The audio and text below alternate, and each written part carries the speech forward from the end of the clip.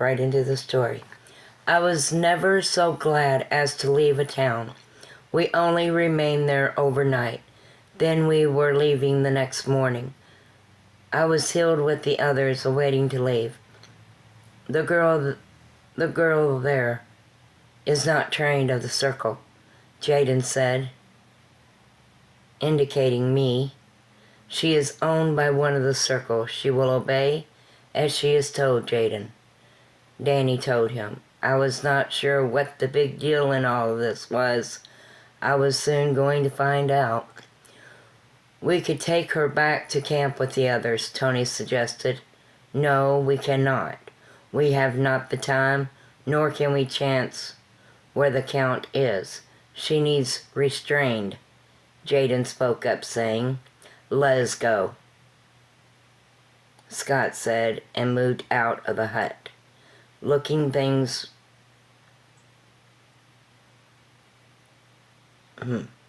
moved out of the hut. Looking thing we stayed in and headed out of town. As we left the town, Danny turned back to me. "Relax," he said. And I let my wrists go. My arms felt so tight and heavy. I moved them about. I heard Paul and the others say the same. Our next camp is close to where the Count has been seen, Jaden said, and we continued. As the second sun came out, we reached the camp. Danny motioned to a tent, and I moved into it. This was not much fun. I could not really understand why we, as in Sandy and Jolene and myself, were even here. You would think we would be in the way. I laid at the tent's opening and noticed Sandy and Jolene moving about the camp, as in fixing the cook area and such. All right, so that answered my question. However, I was kept in Danny's tent. I screamed as I was jerked out of the tent and held by a male. "Why are you hiding, girl?" he asked. "Hiding? I am not hiding," I said, and my head felt as if it would come off as he backhanded me, and I screamed even more. "Who owns this?" I heard him say, as Danny and Emmett were headed over to where we were, and Danny moved over to me and pulled me to my feet. "That would be me. Like to inform me as to why you struck her, with her collar being as it is?" Danny said, filled with anger. "She was hiding in the tent and not working," the man said. "No, she was in my tent, for that is where I ordered her," Danny replied. "Your Highness, then she knows not to be at the opening of such?" he questioned. "She also speaks out of turn," he then said, and all I could do was actually cry, as the side of my face really hurt. "Place a hand on her one more time, and it will be the last thing you do," Danny informed him. He walked away, and Danny looked to me. "What was you doing?" he asked. "Nothing. I was just looking outside the tent," I said, crying. "Do not," he started to say inside, and held me close to him. "Go back into the tent, and darling, remain fully inside of it," he told me. I nodded and moved back into the tent and curled up on the bedding there. "Danny, you really should have at least told her what is expected. Does she even know how to wield a sword, bro?" I heard Emmett ask. "Not that I know of," Danny replied. "Danny, you're playing with fire," Emmett then said. "The sooner we get the Count, the sooner we can get back home," Danny said. "What about the next time, and the next after that? Big brother, you are endangering her life," I heard Emmett say with concern as their voices faded. I took a deep breath. "Do as he says," I told myself. It was the following morning I woke. Danny was not in the tent, and this was odd, as he never left me in the tent without waking me. I stood and moved to the opening and looked out, as I saw Jolene, Sandy, and the others. "Jolene," I called to her. "Patsy, get back inside the tent," Sandy said, motioning me back. "Where is Danny?" I asked. "I will handle this," Jolene said. "Joey, Paul will have your backside," Sandy said. "For what?" she asked and moved into the tent, pushing me back inside it. "Jolene, I do not understand," I told her. "Understand? What is there to understand? Danny told you not to leave his tent. You should not be able to. His words should be your restraint. You should not be able to not do what he instructs," she tried explaining. "Why can I not be out of this tent? I am more restrained than any Thornton in all the garden. I am caged," I said, frustrated. "We are with those of Slavic. Those of Slavics are very strict. They will have a Thornton destroyed for leaving their owner's tent. They do not actually recognize the kitten or the gold of the circle. All Thorntons are the same. You do not obey on impulse. He cannot take the chance of one challenging him to own you or rights to discipline," Jolene was saying as Danny and Paul entered and Jolene healed. I looked from one to the other and followed Jolene and also healed. "Why are you in here, Joe?" Paul asked. "Patsy was looking for her master. Your girl was only trying to assist. Please forgive your girl," she said. "I see. Return to what you were doing," Paul said. "My master, please forgive me," Jolene said almost in a cry. He pulled her to her feet and watched as he kissed her. "I am not upset at you. I just wanted to know what you were doing in Danny's tent without allowance. Now I know," he told her, and turned her to the opening of the tent, and with a swat to her bottom, sent her out.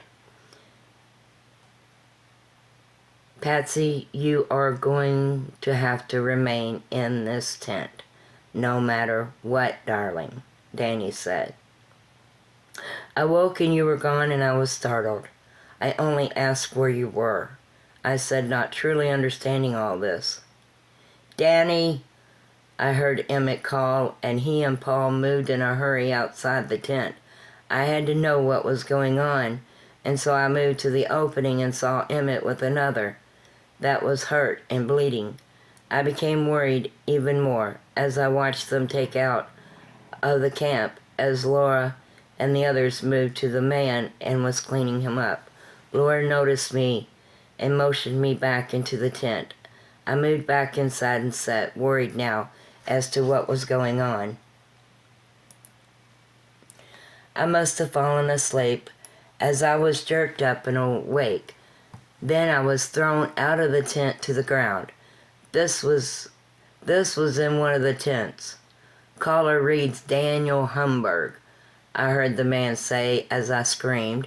"Kneel head to the floor, slut," another said, and I knelt as told. Then I heard shouts and screams, and I raised up and not sure what I thought, I took off running. However, I don't know where I was running to, and into the forest I went. I tripped and fell and screamed. Again, standing up, I saw another behind me, and I ran around the camp area to the other side. Then I was looking behind me, and I was grabbed. I screamed and fought to get away from them. "Cease," I heard Tony say, and looked up to him crying. "Where are the others?" he asked. "I do not know. Where is Danny?" "What is going on?" I asked, very much scared. "Silence, Patsy," Tony said, and held me, guiding me back to the tent. No, Tony, they are there. There are those not with us there," I cried, pulling from him, and he jerked me to face him. Cease this, enough, he said sternly, and I could still not understand what was going on. We moved back into the camp, and I saw Danny and the other men. I wondered how long I had been running in the forest. I realized I had been only running in circles. I found Patsy, not the others. She was in the forest way west of the camp. Tony said, letting my arm go, and I ran to Danny. Danny, please, what is going on? Who are those men, and what do they want? I asked. Patsy, heal and be silent, he told me, pushing me to the ground. Danny, please tell me what is going on, I cried, moving to my knees. We are being attacked by those we are trying to track. Now will you please do as I say? He said to me. Where is Jolene and the others? I asked him. Patsy, we do not know as of right now. I love you. Tony, restrain her in my tent. Carl, remain with her. Danny called. Danny, I cried as I was scared and not even sure what I was saying or doing, and I was so lost. Tony grabbed me and then chained my wrists and ankles together. Remain silent, Patsy, he said, and left out of the tent as another stood inside the tent. I laid there and cried. I do not know how long I was in the tent before Danny came in and waved the one he called Carl out. He moved over to me and raised me to my feet, then unchained me. I looked to him with tears in my eyes and much afraid. He kissed me and I moved out of the tent with him. I saw Jolene and Sandy and the others. Go heal with your sister and Sandy and be silent, Danny said sternly, and then moved over to where Scott and the others were. I want Tony and Law to take the girls back to the town of Slavic. We cannot chance them attacking again. We may not be as lucky. I heard Emmett say when men came from the forest way and with swords pulled. I watched as one hit Danny with the sword. Then they moved about the camp fighting. I stood and was about to move towards him when Laura grabbed me. No, Patsy, heal as he said. Lorelei, he is hurt. Please let me go over to him, I cried. Patsy, he will be fine. You remain as he said, she told me, and I shook my head and broke from her and ran over to where Danny fell. I moved down to beside him as he was raising. As a man grabbed me, he stood and ran his sword through the man's side. Then, to my shock, Danny struck me across the face. I hit the ground. Get back to where the others are, he said sternly. I moved back, scooting from him, and ran out of the camp. I still do not know why I did it. I could not understand why he struck me. Again, I was running, this time away from all of them. When I ended my running, I found myself at a small creek. I knelt down by it and splashed some water on my face. I sat up against a tree, unsure as to where I was or how far I had ran, or for how long. I heard noise and stood looking about. Patsy! I heard voices calling out. Patsy! I heard more voices. I wanted to run from them, more than to them. Patsy, please answer, please. I heard Jolene call out very close. Jolene, I called. Patsy, she called, and I followed her voice. Then I saw her, and she grabbed me and held on to me. I am the runaway, remember? Not you, she said, crying. I said nothing and held her. Crying soon, I saw Laura and Sandy and the others. Danny stood back looking to me and Jolene. Joey, to me. I heard Paul call to her. She broke from me and moved immediately over to him. Darling, come to me, please, Danny said, holding his arms out to me, and I ran into his arms and he held me. I started to cry. Please forgive me, I was scared. Please forgive me, Danny. My master, I cried. It is all right. It is just as much my fault as it is yours, Danny said, picking me up. It is more so your fault, as you allowed it, Scott said and moved past him. Let us get going, Scott then said. That night we traveled back to the town.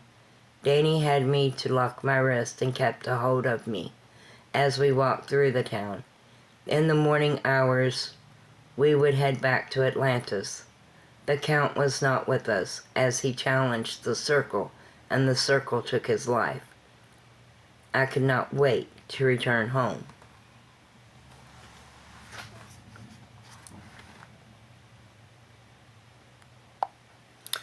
Chapter 37. It took us a week to return to Atlantis. I was still pretty much shaken up as we entered the kingdom. I went with Jolene to the palace as the others went to Valhalla. When we entered, I moved to go to Danny's room. Are you all right? Jolene asked me. I believe so, I said, wanting to forget the trip. Danny should not have taken you, she said with a sigh. He did. I am just glad we are back home, I told her. I am going to his room where I need to stay, I told her. Patsy, he did not say you had to go to his room, she told me. Perhaps not. However, I have screwed up enough for a lifetime. For one lifetime, I told her and gave her a hug, then moved to Danny's room. I moved into the bath area, ran me a bath, and laid there in the warm water. Relaxing, the water felt so good, and I closed my eyes and laid there. I felt Danny's hand on my head, and I opened my eyes looking to him. I did not know what to really say, and I was so lost with him. I tried to do as he wanted and realized I failed. I failed hard. I could not help it, yet to start crying. Train me to obey, I said to him. Train me to the Circle. I was helpless and lost out there, my master. I cried, and he took a towel in hand and held it open. I stepped out of the tub and into his arms. I have no choice. I am going to have to train you. You should not have been able to defy my orders. Fear took over where obedience should have been, Danny said. My love for you cannot weaken me with you, or I will lose you. I am of the Circle, you need to be also, he said as he held me very close to him. He moved the towel over my body and then placed it to the side. In the morning, do me a favor, he said, filled with worry. What is that? I asked. Please, Patsy. Patsy Lee, remember, I love you. I love you more than I do life, he told me. Danny Lee, my master, I know you do. As I love you, I said, and he smiled and picked me up in his arms, and to the bed we went.